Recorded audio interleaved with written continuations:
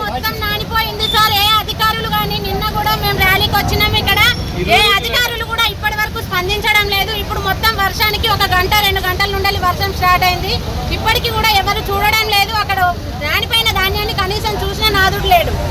బస్తాలు ఇస్తామని అన్నారు, నిన్న లారీలు పంపిస్తా అన్నారు, నిన్న కూర్చున్న మటుకు ఎప్పిరు అంతే తప్ప ఇవాళ ఏ ఒక్కటి కూడా పక్కకు జరగలేదు, లారీ పోలేదు.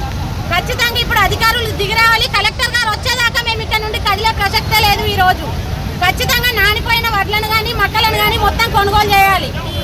మా రైతులను అందరూ ప్రతి ఒక్కరు నష్టపోతున్నారు. ఈ రైతులను ఆదుకోవాల్సింది ప్రభుత్వం బాధ్యతనే ఉంది కాబట్టి ఖచ్చితంగా ప్రభుత్వం దిగిరావాల్సిందే. ఇప్పుడు కలెక్టర్ గారు వచ్చి మాకు ఏం పరిష్కారం చేస్తాడో, నాన్న ధాన్యానికి ఎటువంటి పరిష్కారం చూస్తాడో ఖచ్చితంగా చూపించాలన్న.